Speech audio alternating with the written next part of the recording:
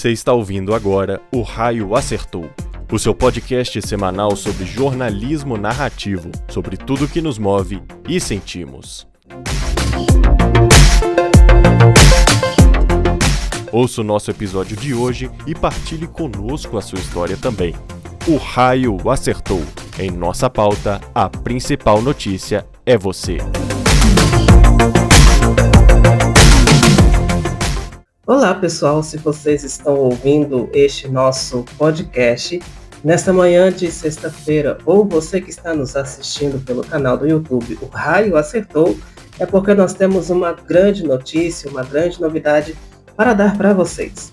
Agora, recentemente, o nosso perfil no Instagram do Cicatriz Jornalismo atingiu a marca dos 10 mil seguidores. E este é um marco histórico para o nosso trabalho, fruto de muita luta, de muito trabalho, de muita dedicação e de muito amor e paixão pela história do cinema e também pelo que acontece com as nossas comunidades, com a sociedade. É uma alegria muito grande podermos partilhar isso com vocês. Não podíamos ter deixado essa marca passar em branco, então por isso tomamos a iniciativa e a decisão de trazer para vocês o primeiro episódio da segunda temporada do podcast O Raio Acertou.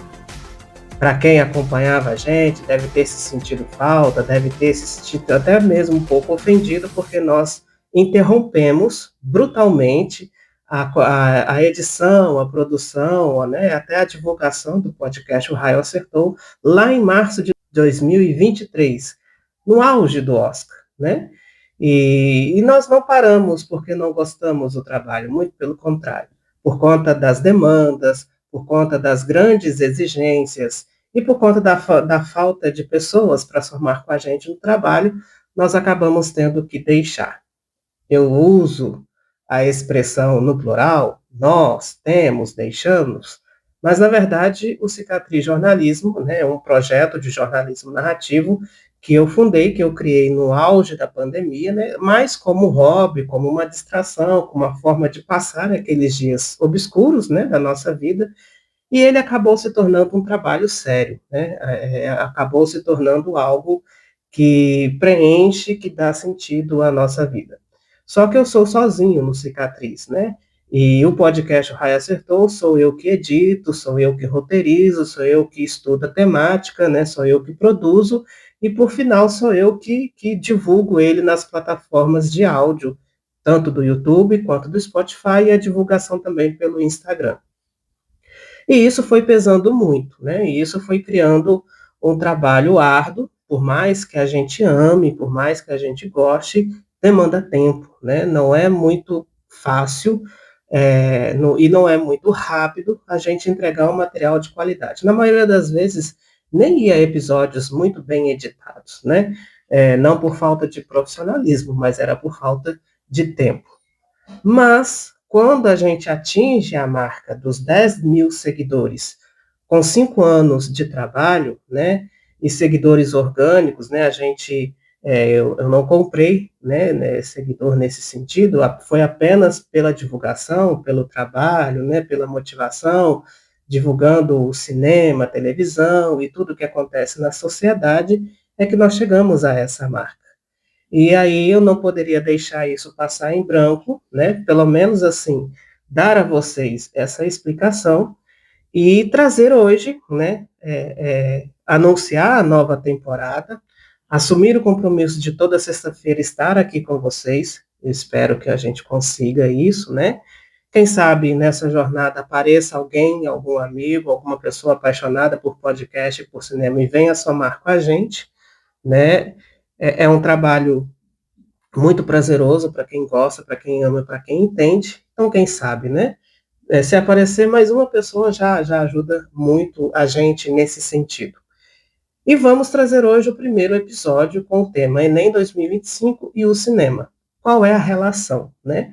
Nós estamos aí no auge, né? Semana passada aconteceu o primeiro dia de provas, que deu uma repercussão muito positiva nas redes sociais e na internet, e agora, no próximo fim de semana, vai ser o segundo dia de provas. Mas o primeiro dia de provas trouxe, nessa edição de 2025, alguns elementos que vale a pena o nosso diálogo, o nosso bate-papo e olhar mais de perto, né, com carinho essas situações. E é lógico que eu vou destacar, deixa eu abrir aqui o meu roteiro, é lógico que eu vou destacar a questão de número 2000, a questão de número 35 da prova. Então, a questão 35 veio abordando o tema a respeito da autovigilância e até mesmo assim muito desonesta, né, e doentia a respeito do padrão estético do corpo feminino. Para ilustrar, né, esta questão, a prova do Enem nos apresentou duas figuras muito importantes, tanto do cinema quanto da televisão. A primeira foi a atriz hollywoodiana Margot Robbie, que deu vida a Barbie no filme Barbie, em 2023, que foi dirigido pela Greta Gerwig. A Gerwig, ela é aquela cineasta que atualmente está responsável pelo reboot dos filmes das Crônicas de Nárnia, encomendados pela Netflix, né? Há-se um projeto de produzir 7 filmes ou 8, né? Um filme relacionado a cada obra do C.S. Lewis, e o primeiro livro, que é O Sobrinho e o Mago, né, já está aí chegando na fase da pós-produção, né, já deve estar quase pronto, mas já há rumores de que a Greta está rodando 2 filmes ao mesmo tempo, que é esse e a Feiticeira, o Leão, a Feiticeira e o Guarda-Roupa, que é o segundo livro, que para nós é o primeiro filme daquela trilogia antiga. Mas, enfim, voltando a Robbie, então ela é citada para dar arcabouço a essa questão, mas não só ela. A atriz brasileira Paola Oliveira, né, que agora recentemente estava estrelando o reboot da Manuela Dias, a novela Vale Tudo, pela Rede Globo, também foi citada nessa questão. Então eu vou ler aqui a questão e vamos comentando juntos para a gente perceber, assim, e o podcast de hoje, ele tem a intenção de mostrar para vocês, sobretudo nessa edição de 2025, como que o cinema, a televisão, a arte, o entretenimento vem fazendo parte, vem entrando cada vez mais nos nossos temas de estudos acadêmicos e escolares, né? Então vamos à questão 35, que o texto diz o seguinte: a Margot Robbie foi criticada por não ser bonita o suficiente para interpretar a Barbie, e ela enfrentou muitos haters na época do filme, quando ela foi anunciada como a protagonista. Recentemente, Paola Oliveira foi chamada de gorda, né? E a Paola, ela havia publicado nas redes sociais dela uma foto com ela sem ser produzida, né? Sem as produções e mostrando o corpo, etc. e tal. E ela também foi muito criticada por não estar no padrão perfeito do seu corpo. E aí o texto da prova continua. Só fico pensando o que serei eu com mais de 50, também no peso, com a minha aparência comum. O corpo da mulher vive um reality show permanente. É sempre vigiado e fiscalizado como se fosse domínio público. A mulher que não atender aos estereótipos está sujeita a sofrer penalidades básicas como distúrbios, obsessões, medo do próprio corpo e, é claro, dietas à base de rúcula. Se você assistiu Barbie, há no roteiro um diálogo muito propício e que nos ajuda a entender essa questão, que foi protagonizado entre a Barbie, da Margot Robbie, e a Humana, deixa eu ver qual é o nome da atriz que fez a Humana, e a Humana, que era a mãe da Sasha, e a Humana Glória, protagonizada pela América Ferreira. E nesse diálogo, as atrizes Robbie e Ferreira, elas discutem sobre a pressão social, e até mesmo masculina, vejam bem, sobre a presença e ao que significa e simboliza a mulher na sociedade. Ela chega até a dizer assim: se a gente acerta demais, nós somos julgadas porque estamos roubando o lugar que não é nosso. Se a gente erra, Nós também somos julgadas porque nós deveríamos ser perfeitas, porque nós não poderíamos errar. Se somos bonitas demais, somos assediadas. Se somos feias demais, somos julgadas. E por aí vai. A mulher não pode ser nem gorda demais, nem magra demais. E aí, gente, esse diálogo, para mim, ele é o coração do filme da Greta. É o coração do filme. E isso se encaixa muito bem aqui na questão 35 da prova do Enem, né? E aí, seguindo, terminando o texto, né, que está aqui disponível na prova, ele diz o seguinte: a dieta é o sedativo político mais potente na história das mulheres, escreveu em 1991 a Naomi Wolf. A regra é não haver singularidade, mascarar a passagem do tempo, imobilizar a beleza. Já imaginou como isso seria enfadonho? O mandamento é obedecer às regras sociais do bom comportamento corporal, como deve ser, isso está entre aspas, não nos atos, mas na forma. E aí essa questão, ela chamou a atenção da internet, chamou a atenção das redes sociais, e isso vai mostrando para nós que o estudo hoje, né, a prática da leitura, dos estudos, do buscar conhecimento, ele vai além dos livros.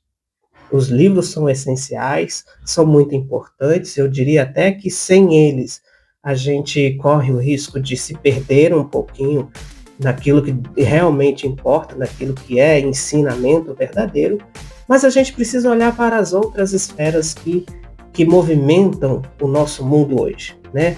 A ciência, a tecnologia, o cinema, as artes, a televisão, o jornal, né? E expandindo, abrindo um pouco mais o nosso leque de conhecimentos. Porque a Rob e a Paula Oliveira não foram as únicas artistas e celebridades citadas no texto do Enem deste ano. Agora, nós vamos para a proposta de redação que trouxe como tema perspectivas acerca do envelhecimento na sociedade brasileira.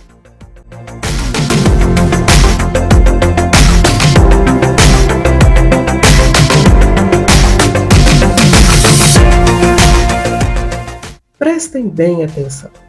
Perspectivas acerca do envelhecimento na sociedade brasileira. Parece ser um tema simples, comum, mas ele tem as suas artimanhas, ele tem as suas armadilhas, né?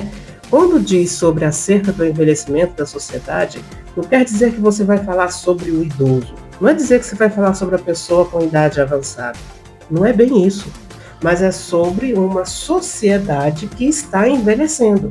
E aqui o foco é para a sociedade brasileira, né? Os dados do IBGE, como os textos de apoio, vêm nos mostrando, a cada ano que passa, o número de pessoas com mais de 65 anos de idade está aumentando. Então, nós estamos lidando com uma sociedade mais velha, né? Vou pôr mais velha entre aspas, do que há 10 anos atrás, ou do que dos últimos dados que o censo nos apresentou. Então, isso precisa criar e gerar em nós uma preocupação social. Por quê? Será que essa sociedade mais envelhecida ela vai ter que se adequar ao ritmo frenético, ao ritmo corriqueiro, a esse ritmo maluco que nós vivemos hoje, ou que a geração mais jovem vive hoje?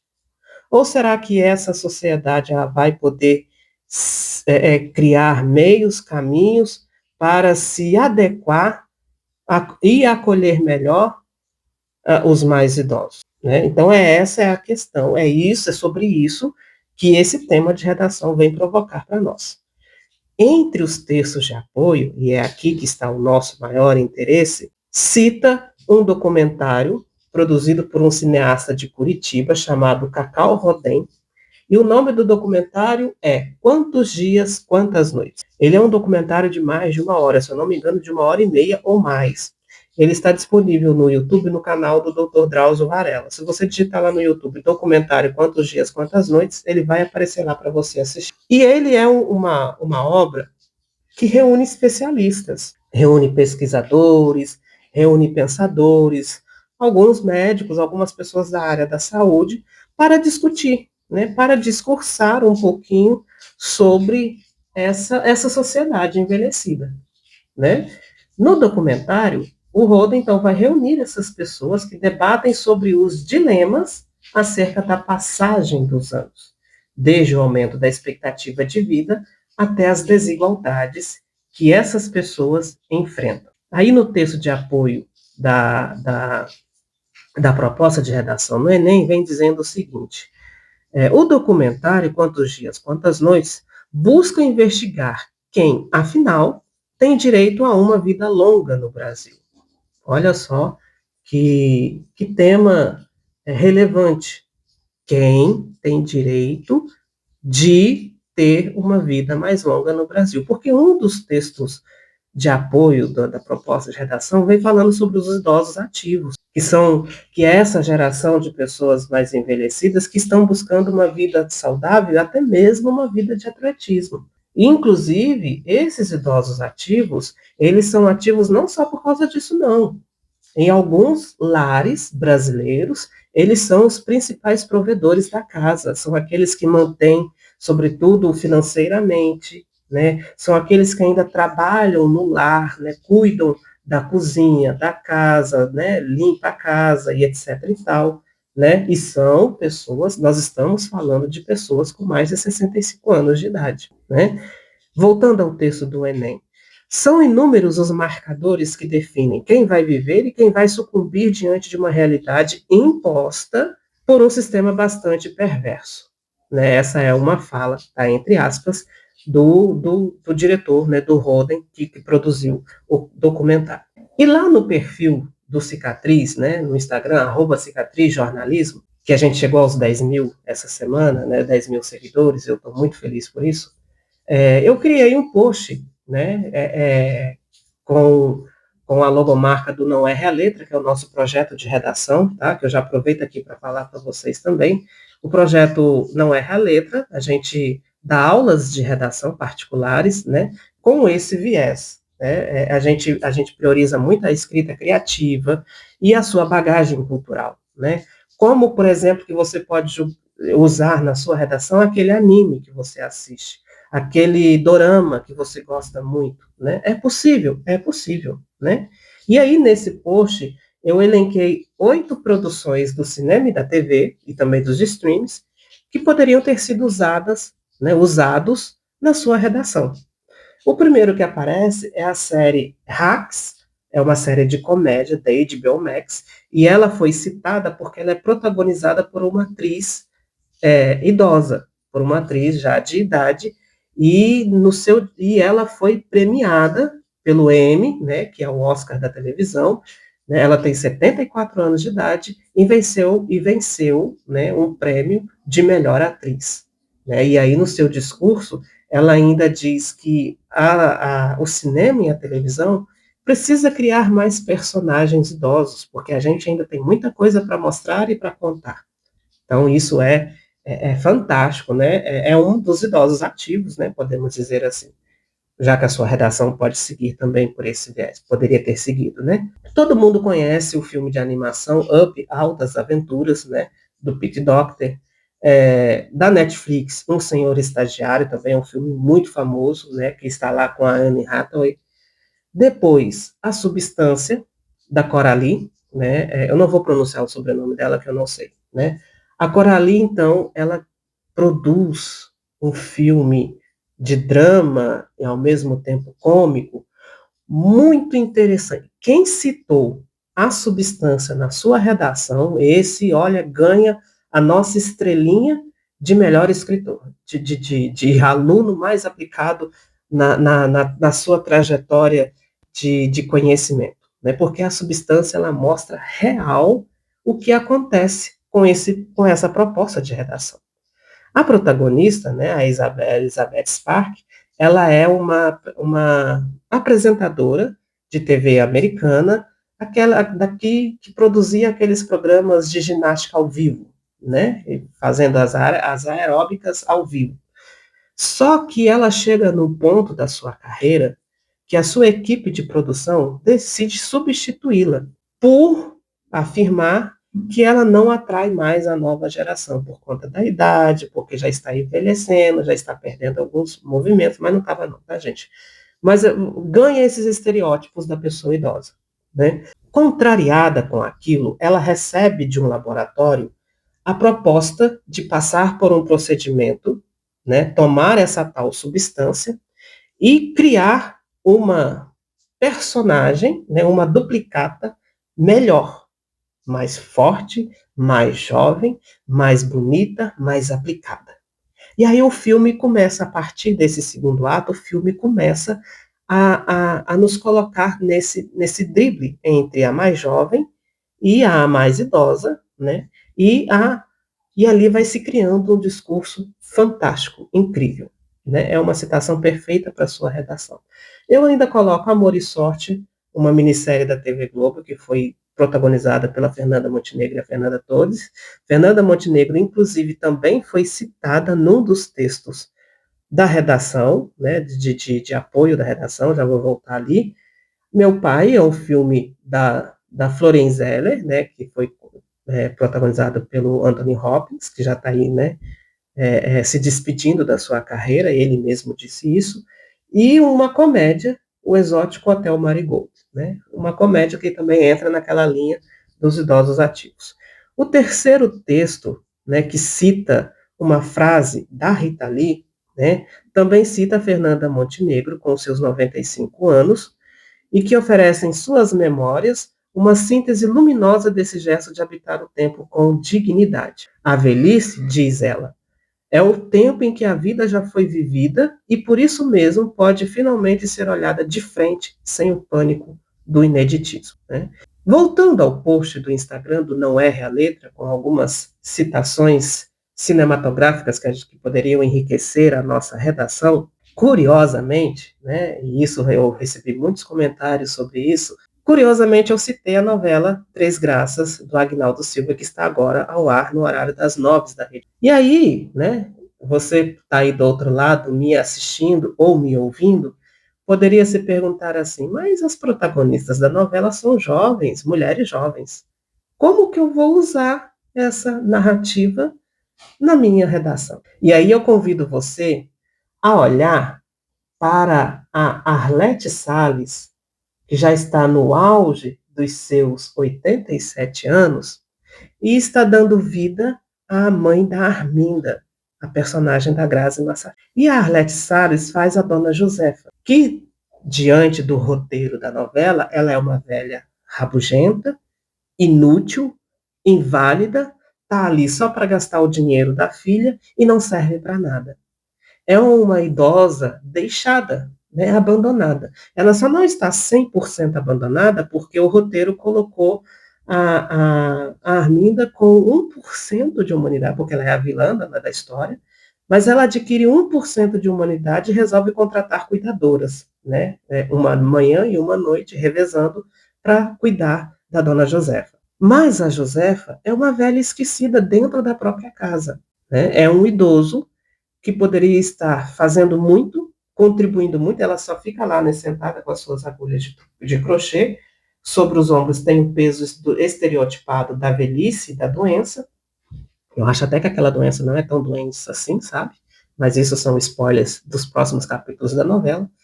Mas é um retrato claro, é um retrato atual do que acontece com a maioria dos idosos da sociedade brasileira, dentro das nossas próprias casas.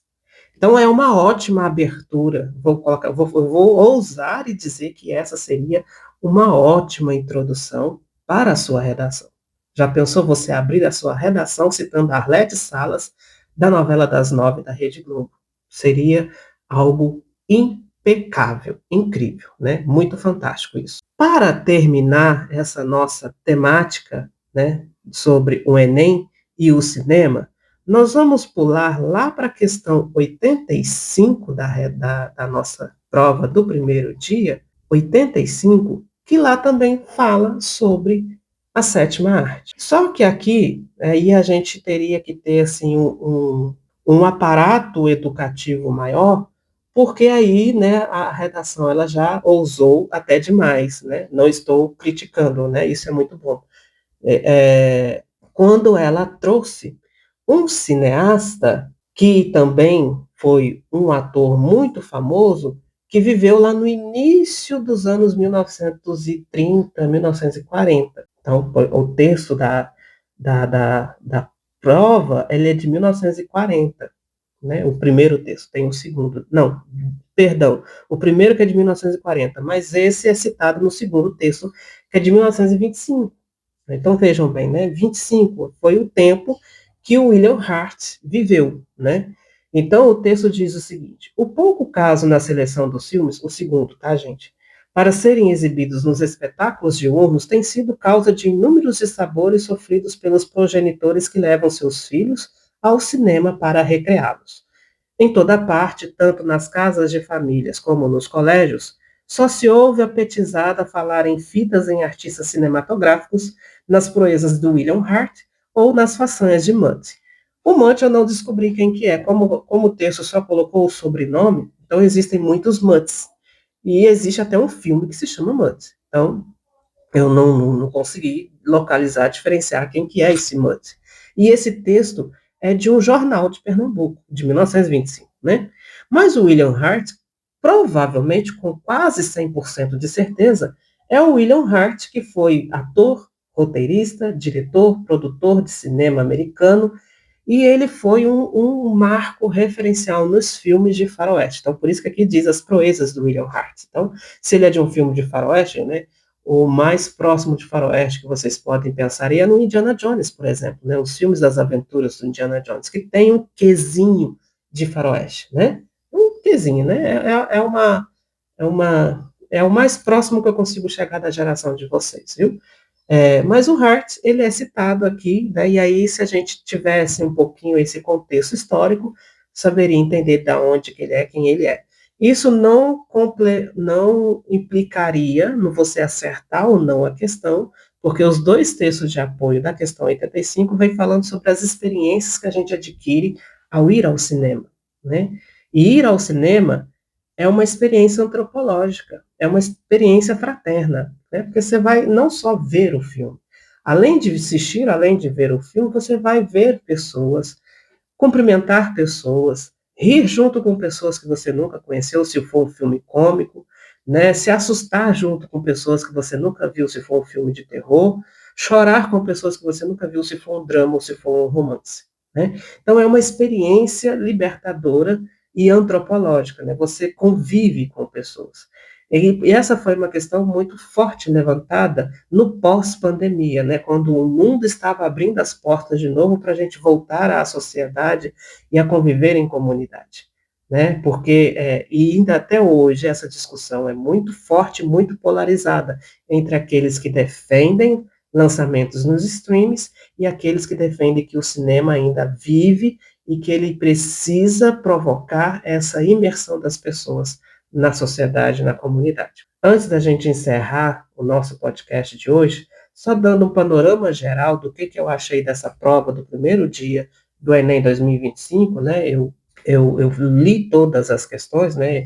Eu passei o olho em tudo ali, e eu senti que, assim, né, há muitos anos que eu sou professor de redação, há muitos anos eu fiz o Enem várias vezes mais como conhecimento próprio, né, a faculdade que eu tenho é graças ao Enem, graças a Deus, e neste ano, né, pela primeira vez, eu percebi uma ausência muito grande da literatura clássica brasileira. Nomes, por exemplo, como Machado de Assis, Carlos Drummond de Andrade, José de Alencar, Cecília Meirelles, nunca ficavam fora dos textos das questões. Neste ano, tudo se resumiu unicamente quase que a Clarice Lispector, que também é uma literatura clássica, mas só foi ela, né? Fernando Pessoa foi citado numa única questão, né? Mesmo assim, não trouxe nenhum texto dele, foi mais uma questão visual, e eu senti um pouco essa ausência e fiquei um pouquinho preocupado com o futuro em relação a isso. Em contrapartida, teve muitas questões de coisas muito atuais, como questões sobre radiojornalismo e os podcasts, que é algo assim que é um fenômeno que está em alta e está crescendo muito hoje. Mas, no modo em geral, eu critico essa ausência da literatura clássica brasileira, e isso para mim é preocupante, espero que isso não se repita nas edições futuras, né? Porque graças ao Enem, muita gente tem contato com essas literaturas graças a essas questões, né? Porque isso acaba, de certa forma, forçando, não que seja o melhor caminho, na verdade é o pior caminho, mas acaba forçando professores e escolas a não desistir do clássico, a continuar mostrando para os alunos que o Brasil tem coisa boa, né? Que o Brasil tem um Machado de Assis que nenhuma literatura no mundo consegue superá-lo, né? E isso é importante a gente ter contato. Mas, de uma forma em geral, eu achei uma prova muito fácil. As questões de filosofia foram muito simples no meu modo de vista, no meu modo de pensar. Eu digo isso, gente, em relação aos anos anteriores. Teve provas anteriores que eu achei muito difíceis, né? E neste ano, não. Né? Tivemos ótimos nomes da filosofia, gostei dos textos filosóficos que trouxeram, mas foram questões simples. Isso não é um erro, né? Isso não é uma falha, mas é só uma constatação, né? Nós vamos ficando por aqui. Eu termino o podcast de hoje reforçando o meu compromisso com vocês de tentar, eu vou tentar, todas as sextas-feiras, às 11 horas da manhã, estar aqui juntos com vocês. Semana passada nós tivemos o Agente Secreto, o filme do Kleber Mendonça Filho, cineasta brasileiro. Ontem nós tivemos o lançamento de Bugônia, né, com a Emma Stone, o filme do Yorgos Lanthimos, que está um primor. Semana que vem é a semana de Wicked, e daqui 2 semanas, na semana de dezembro, a gente vai ter os indicados ao Globo de Ouro do ano que vem. Então, assim, nós temos muita coisa boa para comentar, né? Ainda não me decidi sobre o que nós vamos conversar semana que vem, mas nós vamos estar aqui juntos. Então, você que está pelo Spotify ou você que está pelo canal do YouTube, pelo YouTube, essa é a primeira vez que você está vendo meu rosto aqui no podcast. Antes era só em áudio, né? Agora vai ser nesses 2 formatos. Espero que você tenha gostado, espero que você tenha gostado do retorno do Raio Acertou. E o Raio Acertou tem esse nome porque o raio acerta sempre onde falta humanidade. No programa de hoje, no episódio de hoje, a humanidade falta com uma sociedade envelhecida que precisa de um pouquinho mais de atenção dos poderes públicos e de cada um de nós. Até semana que vem. Ouça o podcast O Raio Acertou no Spotify e se inscreva em nosso canal do YouTube para acompanhar os novos episódios toda sexta-feira às 11 horas da manhã. Este podcast tem a produção do Projeto Cicatriz de Jornalismo Narrativo. Siga-nos no Instagram, @cicatrizjornalismo, e acesse projetocicatriz.com.br. Locução e edição de Lucas Krautz. Apresentação e roteiro de Dione Afonso. O raio acertou, e ele acerta onde falta humanidade. Em nossa pauta, a principal notícia é você.